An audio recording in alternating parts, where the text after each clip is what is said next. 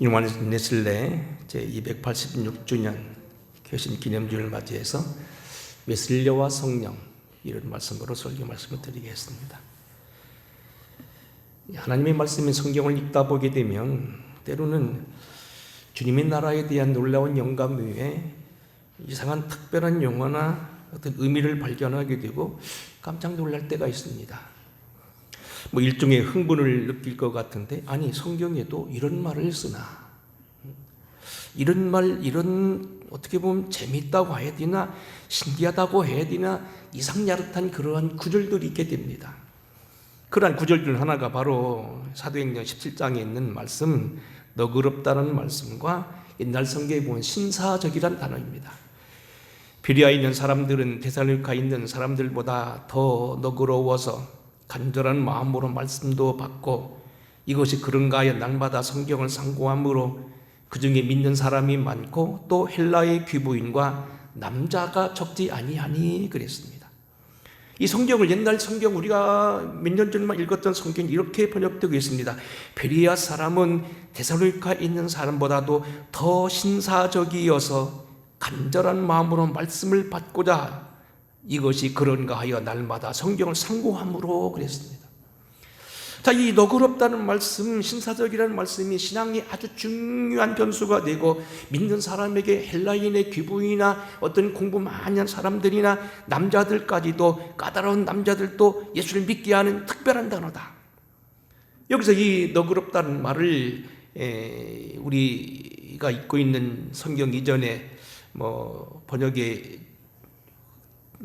매체가 됐다고는 킹 제임스 버전이나 뉴 인터프레스트 바이블, 그 다음에 RSV 바이블, 미국 성경들인데 똑같이 그것을 노블로 번역했어요. 이 노블이란 말은 우리말로 하면 신사적이다, 고상하다 이런 뜻이고요. 본래 이 신사적이란 단어는 헬라어 성경에는 뭐라고 되냐면 유게네스란 헬라어 말입니다.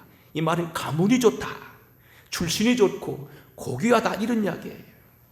결국 그래서 오늘 여기 이 베레아 사람들은 더 신사적이라는 얘기는 무슨 얘기냐면, 데살로니가 사람들도 신사적이긴 하지만 베레아 사람들은 더 신사적이어서, 좋은 가문에 태어났고 귀족이 되고 부자가 됐다는 얘기보다도 믿음으로 말씀을 받는 데에 좀 더 너그럽고 객관적인 마음을 가졌고 사모하는 어떠한 부드러운 마음을 가졌다, 이런 뜻이란 얘기입니다. 더구나 간절한 마음으로라는 말을 번역하게 되면 퓨르디마우스라는 말로 번역하는데, 이건 열심이라는 소리고, 파세스 드류마스라는 것은 모든 것이, 그래서 간절한 마음으로라는 말은 모든 것이 준비된 열심히 있는 마음. 날마다 성경을 상관날 상관말은, 이것은 헬라어로 아나크리로라는 말인데, 이 말은 뭐냐면 채로 치다. 여러분 우리 어른들 잘 아시죠? 옛날에도 거칠거칠한 음식은 게 빻아서 채로 쳐서 밑에 걸러내서 묵도 만들고 그런 거 이러고 마시죠. 그때 채로 친다, 가려내다, 탐삭하다, 요즘 말 핀세트로 집어내다 이런 소리예요. 하나님의 말씀을 단순하게 그냥 마구잡이로 그냥 적당히 보는 게 아니고 열심을 다하여 듣고 자세히 읽고, 요즘으로 말하면 그들 말하면 헬라 철학이나 모든 사상을 동원해서 생활체험 속에서 깊이 연구한다, 그런 이야기예요. 오늘 우리 교우들이 오늘은 이렇게 신사적이 되기를 주의 축원합니다. 되게 오늘 많은 사람들이 제 설교가 어렵다고 합니다. 저도 제가 이해합니다. 달리 용어를 표현할 수가 없습니다. 하여튼 그러나 우리는 이렇게 생각해 봅니다. 사람이 성장하려면 우유나 젖만 먹을 게 아니고 단단한 음식도 먹어야 되는 것처럼, 또 다른 제 설교가 여러분 어렵기도 하지만 들을 것이 많다고 하는 사람도 있고 폭 유익하다는 사람도 많이 있습니다. 여러분 저 변명을 하게 되면 목사가 적당히 설교하는 게 아니라 때로는 좀 속된 용어로 피를 말리면서 밤을 새워가면서 오랜 시간에 심혈을 기울여 설교를 준비한다는 걸 여러분 기억하시고, 한 시간 설교 들을 때 여러분들이 좀 정성을 다해서 들어주시고 베레아 사람들처럼 신사적으로 그렇게 들으시길 주님을 축원합니다. 자, 이제 설교를 시작합니다. 요한 웨슬레에 대해서 여러 번 말씀드렸습니다. 그가 이 땅에 태어난 지는 벌써 300년이 넘었고, 그가 회심한 곳조차도 286주년, 벌써 300년이 다 가는데, 왜 미국의 유명한 신학교들, 하버드라든지 예일 대학교를 비롯해서 컬럼비아 대학이나 아이비리그의 유명한 신학교들이 왜 웨슬레를 지금도 주목하느냐, 그런 얘기. 때로는 고지식하고 교회와 책, 예배와 설교, 전도밖에 몰랐던 한 사람, 완전치는 못했던 그 사람을 주목하는 이유는 무엇이냐는 얘기입니다. 1703년도 6월 13일 영국의 평범한 시골에 있는 에벤시라고 하는 조그만 소도읍에서 목사의 아들로 태어난 그가 1981년 3월 8일 날 88세, 우리나라로 보면 90세가 되어 돌아가시기까지 그가 끼친 영향이 적지 아니하다는 거예요. 한때는 감리교의 장시자로, 설교사로, 그리고 신학뿐 아니라 어학에 능한 그러한 학자로, 천재적인 조직의 명수로, 유명한 부흥사로, 그리고 가난하고 소외됐던 사람들과 흑인들을 변호했던 이 사람이 왜 그렇게 국가적으로 유명하냐는 거예요. 이는 여러 번 말씀드렸죠. 1993년도 성지순례를 떠나서 첫 번째 기착지가 홍콩을 거쳐서 영국 런던이었습니다. 그때 저희들이 여러분 주부 표지에 나와 있는 그 요한의슬례 기념교회를 가기 전에 버스에 탔는데 여기 잘 아는 박진우 목사님이라는 분이 묻더라고요. 여보시오. 마침 그분이 미술 전공을 하고 대학원생으로서 거기 유학하고 있는 중이라고 하더라고요. 박진우 목사님 또 그러시잖아요. 여보시오. 대체 요한의슬례를 이쪽 영국 사람들은 뭐라고 생각합니까? 목사로서 종교 지도자로서 그게 아니고 유명하다고 하는데 얼마나 유명하냐는 걸 듣고 싶었던 모양이에요. 그 잘생긴 대학원생, 막 적어도 교수 나이가 되는 이 사람이 그 얘기를 듣고 갑자기 쇼크를 받고서 가만 생각하다 이렇게 얘기합니다. 예, 여기 영국 사람들은 제가 가만히 보니까 요한의슬례를 단순히 목사로 생각하는 게 아니고 대한민국의 일지민덕이나 강감찬이나 이순신이나 세종대왕 같은 국가적인 위인으로 보고 있습니다. 여러분, 영국 수상했던 볼드윈은 이렇게 말했습니다. 요한의슬례는 칼라일이 이른바 파산한 18세기 영국을 구하는 유일한 배역을 맡은 위대한 영국인이었다. 역시 리차드 그린이라고 하는 영국 교회사관이 이렇게 말합니다. 감리교인은 메소디스트 감리교 신앙 부흥운동에 산출한 매우 작은 결과이다. 이 운동은 영국국의 일반 교족자들을 혼수 상태에서 깨우쳤다. 그러나 더 큰 공적은 이 운동에는 무지와 제약과 육체적 고통과 방탕과 빈곤 등의 모든 사약과 싸우는 열정과 계획이 포함되어 있다는 것이다. 여러분, 유명했던 스코틀랜드 대문했던 토마스 칼라 이렇게 말합니다. 웨슬레이 정신은 영국을 폭력혁명으로부터 건져냈다. 전기작가인 버틀러 이렇게 말합니다. 메소디스트 감리교 운동은 저 프랑스 혁명을 고취한 정신과 같다. 이 운동은 프랑스 혁명이 성취한 여러 가지 점을 영국에서 성취하였다. 그리하여 웨슬레의 복음운동은 영국의 모든 사회개혁 운동 대부분이 추진력이 되었다. 이렇게 평가하고 있습니다. 결국 그 뒤로 1789년인가요? 프랑스는 혁명을 거쳐가면서 왕비와 왕과 목이 잘려나가고요. 왕자들이 다 처참히 사형을 당하고요. 그 뒤로도 많은 사회적인 혼란을 거쳐서 수없는 사람들이 폭력 속에 죽어갔지만 영국은 그런 혁명 없이 지나갔는데 그 이유 중에 하나는 뭐냐면 신앙적으로 이런 기반을 닦아놓은 요한의슬례 덕분이었다는 거예요. 자, 그래서 오늘 우리는 이 시간은 감리교인 요한의슬례를 자랑하거나 그것을 자랑하는 게 아니고 신앙의 가능성을 보는 겁니다. 한 사람, 완전치 아니했던 한 사람 일개인에 불과했던 존 웨슬레가 영국을 폭력에서 건져내고 전 세계에 오늘 믿음의 근간이 되고 능력의 사람이 됐다는 것은 도대체 어디에 있는 건가? 우리는 과연 연약한 우리도 그렇게 쓰임받을 수 있고 우리도 믿음을 가지고 어디까지 헌신할 수 있는가? 그런 가능성을 보자는 거예요. 오늘 저는 설교 테마를 이렇게 잡습니다. 이러한 모든 해답이 어디 있느냐? 웨슬레의 성령론이라는 거예요. 그가 성령과 관계에 있어 성령을 중심으로 다뤘던 그러한 인물이었다. 똑같은 종교개혁가로서 200년 전에 태어났던 마틴 루터는 오직 믿음, 오직 은혜, 오직 하나님께 영광이지요. 그래서 우리가 알다시피 마틴 루터는 종교개혁을 하면서 이렇게 말했습니다. 이 옴스에 있는 14만의 그 많은 집들, 당시 14만 가보면 큰 도시입니다. 이 옴스라고 하는 이 도시, 우리만 대전만한 이 옛날만 대전 같은 위치하고 있는 이 옴스, 브롬스에 있는 이 많은 집에 기와장들이 다 마귀가 들려 나를 탕비워도 나는 여기 서 있겠습니다. 유명한 얘기입니다. I will stand here. 난 여기 서 있습니다. 난 절대 무너지지 않습니다. 종교개혁은 오직 믿음으로 말씀으로 살아가는 것, 은혜로 살아가는 걸 위해서 양보하지 않겠다는 거예요. 존 칼빈이 오직 말씀, 오직 개혁 그런 것을 주장했다고 한 다음에 존 웨슬리는 무슨 얘기냐면 성령이었다는 거예요. 구체적으로 오늘 여기 여러분 듣기 따라서 좀 어른들은 좀 어려우실 테지만 여러분 신사도를 발휘하시기 바랍니다. 베리아 교인들이 신사적으로 말씀을 그런 거 하고 들었던 것처럼 여러분 맨날 이런 설교하는 게 아니고 1년에 한 차례 여러분 듣는 설교니까 존 웨슬리를 한번 잘 들어보시기 바랍니다.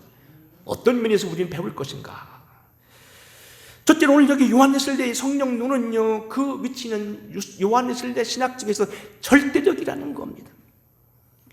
우리가 지금 주목할 건 뭐냐면 요한 웨슬리의 신학은 요한 웨슬리 신학이 아닙니다. 이단자가 말하기에는 그런 신학이 아니고 성경 자체라는 거예요. 여러분 저는 여러분 알다시피 나름대로 책을 많이 보려고 하고 많은 걸 눈에 보려고 노력했던 사람 중에 하나입니다. 근데요, 옛날 우리나라 유명했던 조영희 목사님 설교를 듣다 보면 맨날 성령 얘기하는데 요한 웨슬리는 그런 정도가 아닙니다. 여러분 우리가 고린도전서 12장 3절 이렇게 말하죠. 그러므로 내가 너에게 알기노니 하나님의 영으로 말하는 자는 누구든지 예수를 저주할 자라 하지 아니하고 또 성령으로 아니하고는 예수를 그리스도라 주시라 할 수 없느니라. 우리가 예수 믿고 주님을 구주로 고백하는 것, 구원받게 되는 것, 여러분 이 자리에 나와 있는 것, 때로는 이 자리는 뭡니까? 때로는 불편하고 힘들어도 여러 가지 이름 끌고 나와서 예배드리는 자체가 내가 아니고 성령께서 주관하는 거라는 겁니다. 이러한 절대적인 성령론이 바로 요한 웨슬리의 성령론이고 성경적인 성령론이라는 겁니다. 두 번째는 뭐냐면 요한 웨슬리의 성령론은 삼위일체론적입니다. 삼위일체는 누구냐면 우리가 아버지 하나님 있고 성령 하나님 있고 성자 하나님 있다. 아버지와 성자 예수 성령이 있다. 동격이라는 겁니다. 성령을 단순하게 나중에 나옵니다만 요한 웨슬리의 체험 신학에서 나오게 되고 우리가 이 성령을 받게 되면 방언도 하고 예언도 하고 병자도 치료하게 되고 그 이상의 여러 가지 일도 있지만 그 일에 머물지 않는다는 겁니다. 성령은 예수 그리스도와 똑같이 우리의 인격을 세우시고 우리를 위로해 주시고 여러분을 치료해 주시고 여러분을 온전케 하시고 온전한 요즘 말하는 통전적인 의미 전인격적인 사람으로서 만들어간다는 겁니다. 이곳에서 성령론의 자리에 대해서는 어려우니까 그대로 해두고 성령의 이제 직접 그 하는 사역을 웨슬리가 어떻게 말했는가 명심할 것은 이것이 사실은 성경적입니다. 요한 웨슬리가 밝혀 있는 성령의 사역이 무엇이냐, 그가 그렇게 체험했던 거 그렇게 일했던 건데 무엇을 말하고 있는가? 결국 우리가 이 요한 웨슬리의 성령론을 공부하게 되면 성경을 공부하는 겁니다. 성령이 어떤 역할을 하는가? 오늘 요한 웨슬리를 통하여 보겠습니다. 첫째는 성령께서는 우리에게 선행적인 은혜와 회개를 하게 하시고 구원의 주역이 되신다. 여기 이번 제가 여러분 나눠드린 설교지 밑에 보면 영어로 그 표제를 말했는데 Reading part of the salvation, grace and compassion이라는 말을 썼습니다. 이것도 리딩이라는 말을 썼습니다. 지도한다는 겁니다. 여러분 오늘 길을 가다가 길을 모르게 되면 안내자가 필요하고요. 외국 여행할 때도 안내자가 필요해서 가이드하는 것처럼요. 우리를 신앙에 안내하는 분이 누구냐? 성령이시라는 거예요. 곧바로 우리가 양심을 통하여 또는 의지를 통하여 하나님을 믿게 하는 것. 요한복음 16장에 보면 이렇게 하죠. 예수님의 사역에 대해서 예수님이 십자가를 앞에 두고서 성령의 사역 이렇게 소개합니다. 그가 오면 의에 대하여, 죄에 대하여, 의에 대하여, 심판에 대하여 책망하리라 그랬어요. 여러분 죄에 대하여라면 너희가 예수를 믿지 아니하며 의에 대하여라면 그분이 너를 떠나며 무슨 얘기는 예수가 의라는 겁니다. 놓치지 말라는 겁니다. 심판은 뭐냐? 이렇게 의를 따르지 아니하고 의의 주인이신 예수를 믿지 아니하면서 당하게 되는 경고를 하는 것, 그게 바로 성령께서 하시는 거라는 겁니다. 다시 말해 우리로 하여금 예수를 안 믿으면 안 되게 우리를 다그치는 분이 성령이시라는 겁니다. 선행적이라는 말이 뭐냐면 먼저 앞서신다는 겁니다. 이게 굉장히 중요한 사상입니다. 이렇게 한번 예를 들어보겠습니다. 원망과 분노로 자신을 연일 평양 깡패로 전락시켰던 김익두가 어느날 선교사의 전도지를 받고 화가 나서 코를 풀어내버리지만 그날 밤 그가 회개를 합니다.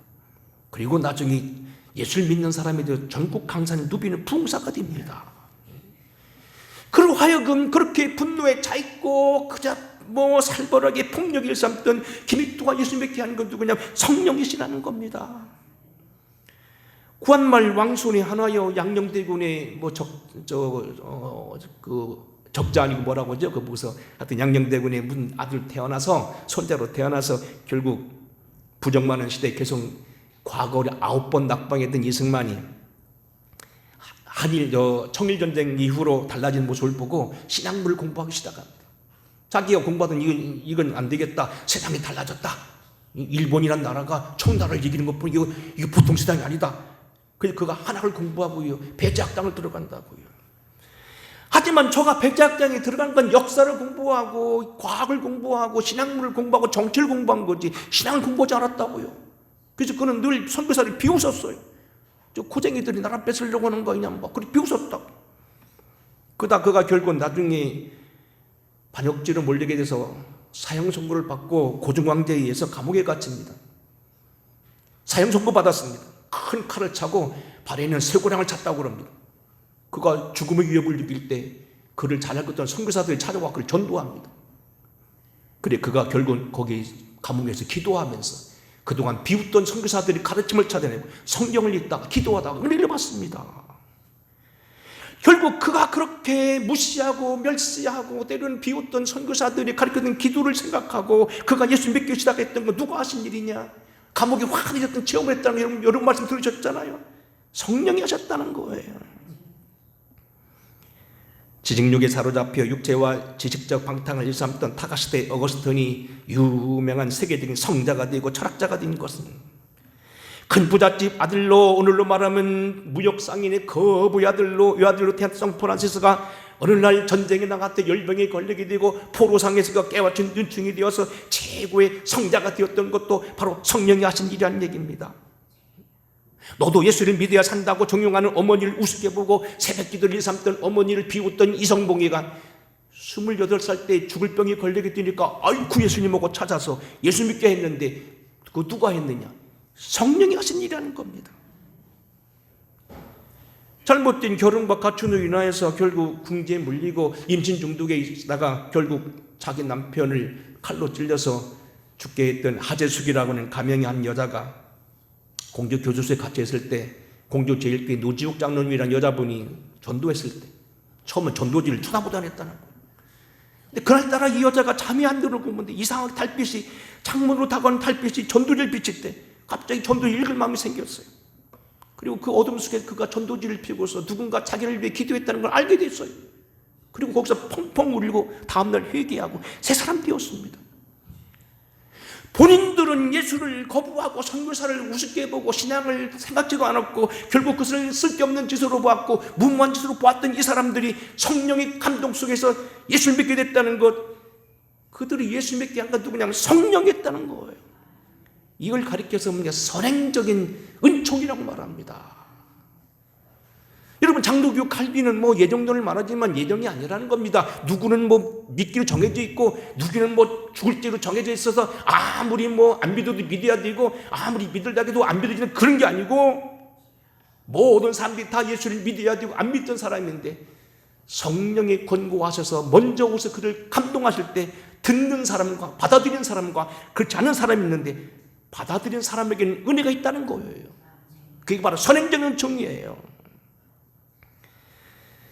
이러한 것을 유명한 에모리 대학교 리오드 토녀는 인생론이란 차원에서 어려운 철학적인 용어를 통해 얘기합니다만 그건 다 잊어버리고 이렇게 얘기하겠습니다. 이러한 선행적인 성령의 방법은 첫째는 일상적이고 통상적인 방법, 두 번째는 뭐냐면 예기치 않았던 방법이 있다는 거예요. 갑작스러운 통찰력, 꿈에도 만나기도 하고 환상도 보고 갑자기 생각지 않았던 이런 일도 벌어진다는 거예요. 사고를 당해서. 세 번째는 혹은 예배, 성경 읽기, 설교를 통하여 방법은 여러 가지지만 여하튼 우리 양심을 두드린다는 겁니다. 그래서 우리 하여금 죄에 대하여, 의에 대하여, 심판에 대해서 알게 되고 예수를 믿게 한다. 우리를 믿게 하는 회개의 주역이 누구냐? 성령이시라는 거예요. 두 번째는요, 성령의 사용 가운데 중요한 건 뭐냐면 새로운 탄생, 신생, 회심입니다. 역시 이것도 굉장히 중요한 얘기입니다. 탄생이 중요합니다.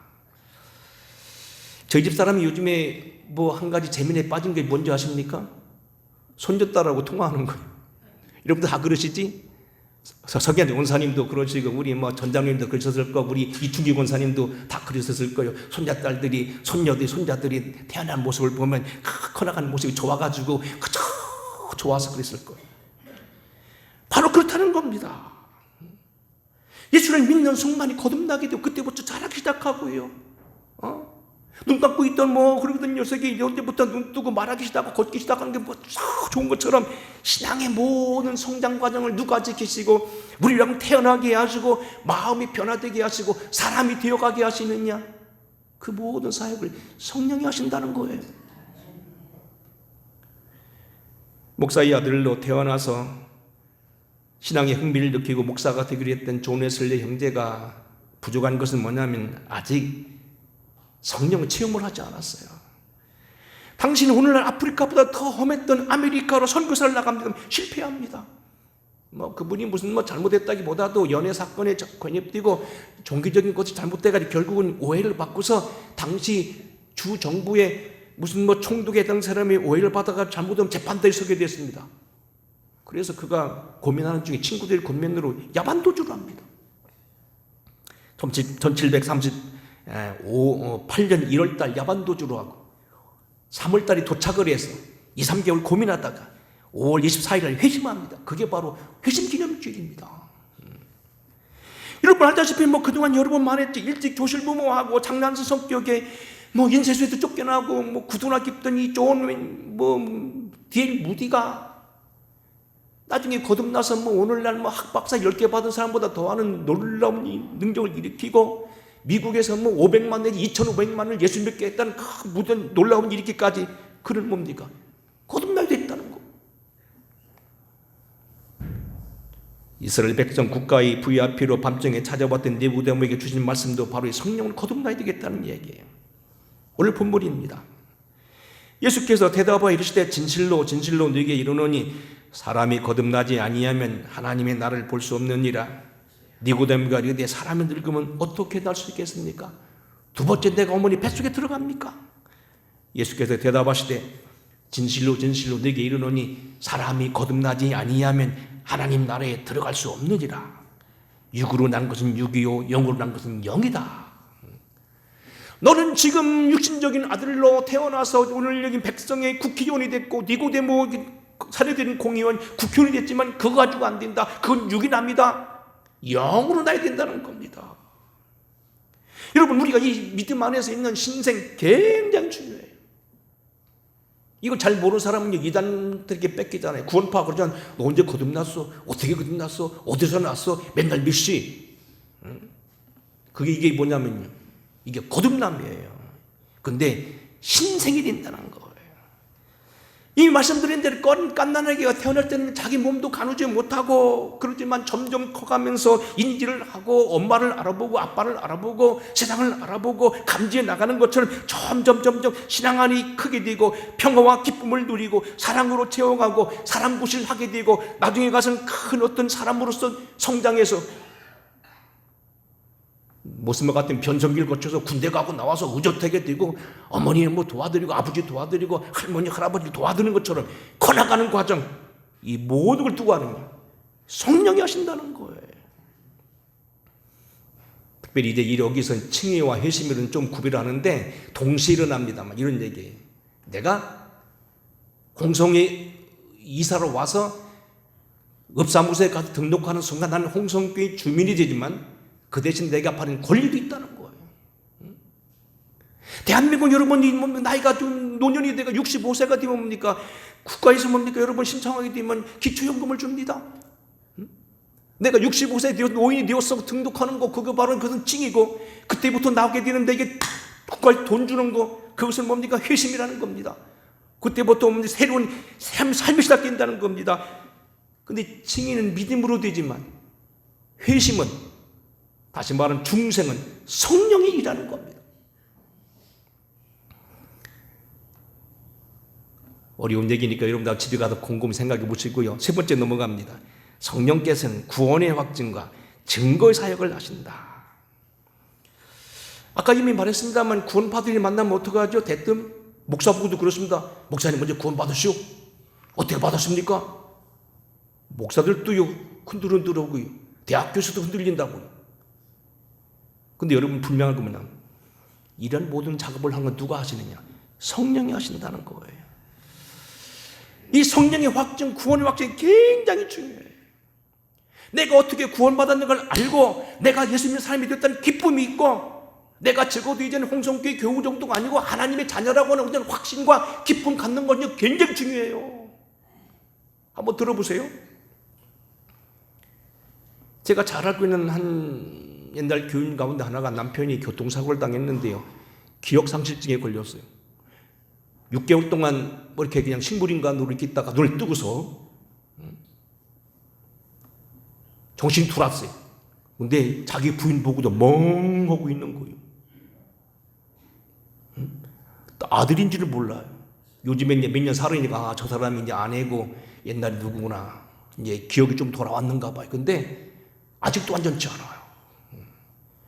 희한한 군요. 여러분 포스터에 걸려있는 뭐 영어도 읽고요. 다 읽어요. 뭐 홍성 주민이 뭐다 뭐 포스터 있는데요. 사람은 몰라봐요. 뭐 하고 있는 거요. 그거 아주 골치 아픈 거요. 이런 보세요. 20년, 30년을 살았는데 남편으로 느껴지지 않는다. 사랑을 못 느낀다. 불행한 겁니다. 소위 옛날로 말하면 곰방 들은 거, 이건 헤어질 수밖에 없어요. 10년, 20년, 5년 믿었는데 예수를 안 믿어진다. 이것도 고약한 겁니다. 근데 1년을 믿었어도 예수를 믿는 마음이 생기고 기쁨이 넘치고 내가 하나님 자녀 됐다는 걸 확신하게 되면 기쁨이 넘치죠. 구원 확신이 그게 중요한 거예요. 근데 이런 것을 그냥 되는 게 아니라는 겁니다. 내 의지가 아니라는 겁니다. 마태복음 16장에 보게 되면 유명한 베드로가 신앙 고백을 하죠. 주는 그리스도시요 살아계신 하나님의 아들입니다. 아주 명답을 합니다. 그때 주님 뭐라고 합니까? 바위나 시몬아 네게 복이 있도다. 뭐 그 뒤에 뭐 내가 네게 이 반석에 내 교회를 세우려니 음부의 권세가 이기지 못하고 천국 열쇠를 줄인데 내가 천국을 열고 닫을 거다, 막 그런 식이죠. 근데 보세요. 이를 내게 알게 한 이는 혈육이 아니요 하늘에 계신 내 아버지시니라. 결국 성령이라는 거예요. 고린도전서 12장 아까 말씀했죠. 3절입니다. 그러므로 내가 너에게 알리노니 하나님이 영으로 말하는 자는 누구든지 예수를 저주할 자라 하지 아니하고 또 성령으로 아니하고는, 한번 하세요. 성령으로 아니하고는 누구든지 예수를 주시라 할 수 없느니라. 성령으로 예수를 나쁘다고 말할 사람도 없고 그 성령이 없이는 예수를 주라고 믿을 사람이 없다는 거예요. 이러면 또 로마서 8장 16절 유명 기절이죠. 성령이 친히 우리 영과 더불어 우리가 하나님의 자녀인 것을 증언하시나니. 여러분 예수 믿어지는 것도요 성령 하신다는 거예요. 성령이 우리 영과 더불어 우리 영을 도와주셔서 내가 하는 자녀된 것을 증언하신다는 거예요. 지금 뭐 시간 제한됐으니까 끝낼 시간 됐으니까 지금 바로바로 나가는 거예요. 아직도 뭐 뒤는 뒷부분 그냥 적당히 할 것 같아요. 요한복음 15장입니다. 내가 아버지께로부터 너에게 보낼 보혜사, 성령이죠. 곧 아버지께서 나오는 진리의 성령이 오실 때 그가 나를 증언하실 것이요 너희도 처음부터 나와 함께 있었음을 증언하느니라. 너희들 제자들이 예수를 믿게 하는 걸 증언할 것이지만 그 이전에 누가 하시느냐? 성령이 하신다는 거예요. 여러분이 믿게 하고 여러분 교회 나오게 하고 여러분이 지금 아멘하게 하고 때로는 여러분 때에 따라 헌금도 하게 하고 자녀들을 교회로 인도하게 하는 이 모든 것 누가 하시느냐? 성령이 하시는 일이라는 거예요. 거듭 말씀을 알게 하는 것 굉장히 중요한 거예요. 넘어갑니다. 네 번째, 다섯 번째, 성화의 주역. 다섯 번째는 성화로 말미암아 그리스도의 완전, 사랑에 이르게 하는 것. 겸하여 설명합니다. 성령이나 성경이나 웨슬레이 성령론은요, 우리 신앙을 이렇게 말해요. 예수 믿으면 그날로 구원받고 끝났다고 보지 않아요. 우리는 예수 믿는 사람 태어났다고 봐요. 그리고 우리는 계속 성장하게 한다는 거예요. 하나님의 나라 이룰 때는요, 무언가 달라져야 된다는 거예요. 열매가 있어야 된다는 거예요. 변화돼야 된다는 거예요. 여러분, 목사들 가운데 제일 속상한 게 뭔지 아십니까? 목사들이 약간 말은 때로는요, 물론 뭐 적당히 알 수도 있지만 좀 솔직히 좀 속된 얘기를 말 피를 말려가면서 설교하고 기도합니다. 응? 그런 걸 좀 인정해 주셔야 됩니다. 앞으로는 여러분 나쁜 목사 같아도 겉으로 보면 어쩐지 모르지만 나름대로 고민이 많고요. 밤새워 기도하고 어떤 때는 여기서 여러분 모르게 새벽 1시, 2시까지 있다 갈 때도 많습니다. 근데요, 그렇게 설교 준비하는데도요, 20년 들어도요, 변화가 되지 않는다는 거예요. 옛날 하던 말 똑같이 하고, 옛날 하는 자랑 그대로 하고, 옛날 뭐 싸우던 거 똑같이 싸우고, 성질 똑같이 부리고, 예수 믿는 거 변화되지 않는다? 아니라는 겁니다. 성령이 하시는 일, 성경이 약속하는 것, 주님이 약속하신 것은 우리가 그리스도인이 완전히 가야 된다는 겁니다. 우리가 신생되고 거듭나는 순간에 성화의 과정을 겪어서 계속하여 말씀을 통하여 습관화되어야 되고 하나님의 사람이 되어야 되고, 소위 말하자면 몇 번 여러분 말씀드린 대로 말 매는 장소가 바뀌어야 되고, 여러분이 가는 벌거림이 달라야 되고, 여러분의 손길이 달라야 된다는 거예요. 변화되어야 된다는 거예요. 이건 역시 이렇게 말합니다. 사도 바울도 말했죠. 친히 평강의 하나님이 너희를 온전히 거룩하게 하시고 또 너희의 온 몸과 영과 혼이 그리스도 예수 강림하실 때 흠없이 보존되길 원한다. 우리의 영혼만 구원의 조건이 문제가 아니라는 겁니다. 육신도 강건해져야 된다는 겁니다. 정신도 똑바로 된다는 겁니다. 영혼육입니다. 마태복음 5장 48절, 하늘에 계신 너희 아버지께서 온전하신 것 같이 너희도 온전하라. 마태복음 22장 37절입니다. 내 마음을 다하고 목숨을 다하고 뜻을 다하여 주 너희 하나님을 사랑하라. 그렇게 완벽하게 서야 된다는 겁니다. 이러한 모든 사역을 하는 분이 누구냐는 겁니다. 성령이 하신다는 겁니다. 여섯 번째는 열매를 맺게 하시는데, 열매에 대해서 이렇게 말합니다. 제가 웨슬리의 설교를 직접 읽어보겠습니다. 하나님의 역사로 당신의 영에 이루어진 그 열매들에 의하여 당신 하나님의 영의 증거를 알 것입니다. 다시 말해 여러분 열매가 없다면 하나님 영이 역사하지 않았다는 거고요. 또 나옵니다. 이와 같은 열매들에 의해서 당신은 마귀의 현혹으로부터 하나님의 음성을 구별할 것입니다. 저 사람이 과연 예수 믿는 사람이고 하나님의 아들이고 믿는 사람을 구별하는 건 뭐냐면 성령의 열매가 있냐는 겁니다. 그러나 우리가 성령의 열매 없이도 성령의 참된 증거가 있다고 주장하는 것이 아닙니다. 여러분 열매가 있어야 돼요. 혹시 고속도로라든지 깨끗한 어떤 그 화장실에 가면 그렇게 돼 있죠? 뭐라고 써 있죠? 화장실 앞에 가면 몰라 여자들이 간다는 뭐 남자들은 꼭 그런 게 나와요. 앞에 뭐 써 있냐면 아름다운 사람이 머문 자리는 머문 자리도 아름답습니다. 그 얘기를. 그게 소변 볼 때 흘리지 말고 잘 보고 가라 그 얘기요. 아름다운 사람이 머문 자리도 아름답습니다. 여러분 예수 믿고 가는데 여러분 살다간 여러분 집에 영적 오잡것 쓸 것이 쫙 뿌려져 있다. 욕심쟁이 더럽게 인생에 구색하고 아주 뭐 주먹쥐고 맨날 쌈만 하고 이웃지간 맨날 들이받고 있다고. 그런 열매 나면 안 된다는 거예요. 성령의 열매 반드시 필요하다는 거예요. 그 작업을 누가 하시느냐? 성령이 하신다. 일곱 번째는 고난과 자기 비움의 삶을 살게 한다. 예수 믿으려면 고난이 없을 수 없어요. 예수 잘 믿는 사람은 마귀가 시험에서 자꾸 떨어뜨리려고 합니다. 그래서 고난이 있게 돼요. 이기게 하는 것. 마지막은 체험에서 카리스마적인 은사를 내는 것. 카리스마는 그 은사라는 소리인데 능력이 나타나요. 지난주에도 공부했죠.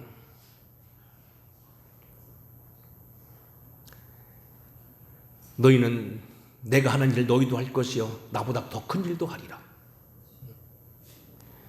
또 우리가 요한복음 10장 32절이 나오지요. 하나님의 말씀을 받은 사람은 신이라 하였거든 내가 너희를 말씀이 신이라 하였나노라. 여러분이 신과 같은 능력을 행할 수 있다는 겁니다. 물론 여기는 요한에서는 위험성도 말해요. 자칫하게 되면 위험성도 있다고 말해요. 이를테면 하나님의 음성을 듣지도 않은 들었다고 막 착각하고 그리고 엉뚱한 짓 하는 사람도 있다는 거예요. 그러나 이런 하나님의 능력이 분명히 있음에도 불구하고 이것을 사용하지 못하는 것도 바보 같다는 거예요. 이렇게 된 얘기 많잖아요. 옛날 아메리칸 드림이 있던 시절에 배를 타고 미국에 가는데 어떤 사람이 영국에서 배를 타고 가다가 가까스로 품삯을 만들어 요즘 말은 배싹 한 40만 원 만들어서 탔어요. 점심때 가고 저녁때 가더니 사람들이 막 식당에 몰려간 이 사람은요 손가락 빨고 나는 바다시 표 하나 사서 먹고는 싶지만 아껴야 된다고 자기가 싸운 걸 먹었다는 거예요.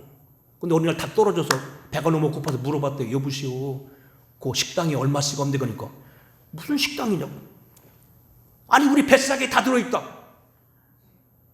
이 사람은요 뱃삭 말고 또 돈을 따로 내야 되는 것처럼요 바보스럽게 밥을 먹지 않고 있다가 배만 쩔쩔 굴었다는 거예요. 여러분요 우리가 이 하나님의 은혜를 너무 자칫 잘못해서 오버해가지고 되는 잘못되는 사람도 있고 카리스마는 너무 잘못해가지고 하나님 뜻이 아닌 걸 하나님 뜻 착각해서 오버할 수도 있지만 이 하나님의 은혜 속에 이러한 능력도 있다는 걸 모르고 산다는 것도 바보라는 거예요. 이게 보세요. 웨슬레가 이렇게 얘기했습니다.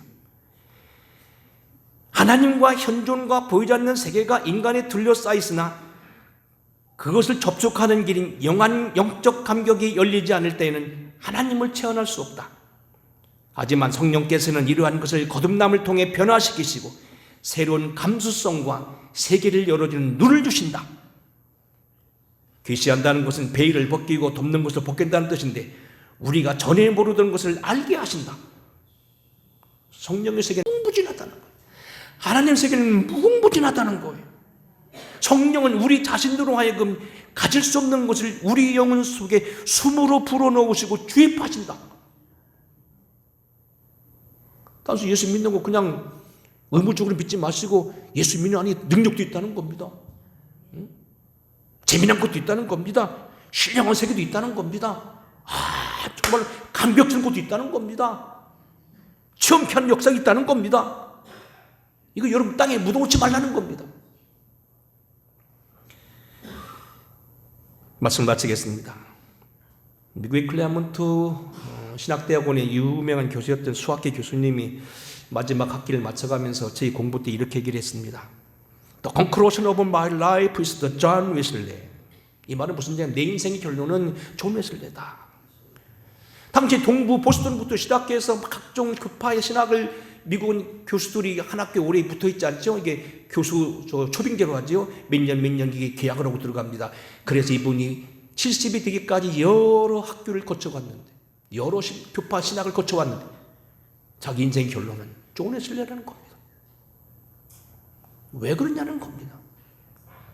존 웨슬레는 구원의 신학과 어떤 이런 아름다운 것도 있지만 가난한 사람을 위한 것들과 그리고 우리에게는 정말 신나는 이 성령 사역이 많이 있다는 겁니다. 여러분 예수님 외에 지금 존 웨슬레를 말하는 게 아니고 그는 하나님의 사람이요 예수 그리스도의 사람이요 자랑스러운 선배요 예수를 믿으면 그렇게까지 일할 수 있다는 걸 우리에게 보여주신 하나의 샘플이라는 얘기입니다. 신앙의 가능성을 가르쳐주는 선배라는 얘기입니다. 완전한 사람은 아니되 우리에게 예수 믿는 가능성을 보여주고 나라를 구원하고 세계에 큰 신앙의 종적을 남겼던 요한 웨슬레처럼 저와 여러분이 좋은 것을 배우되 특별히 그는 성령의 사람이었다. 오늘 웨슬레에 대해 통하여서 성령론을 다시 한번 기억하면서 우리 신앙을 다시 한번 성령으로 재무장하시고 이 어려운 때에 국가적으로 또 여러 가지 지금 복잡한 때 시대적으로 또 자연적으로 봐도 어려운 때 성령에 대한 생각을 다시 한번 새롭게 하시기를 우리 주 예수 그리스도의 이름으로 부탁드립니다. 고마우신 아버지, 사랑스러운 선배 우리 존 웨슬리를 통하여 우리의 신앙을 다시 한번 새롭게 하여 주시옵시되 거듭나는 체험, 구원의 체험, 특별히 하나님의 성령에 자라게 하시고 온전케 하시고 열매 맺게 하여 주시되 우리를 통하여 그리스도인의 완전에까지 들어가게 하시는 우리 주 성령의 은혜를 힘입게 하시옵소서. 예수님 거룩하신 이름으로 간절히 축복하고 기도하옵나이다. 아멘. 찬양하겠습니다.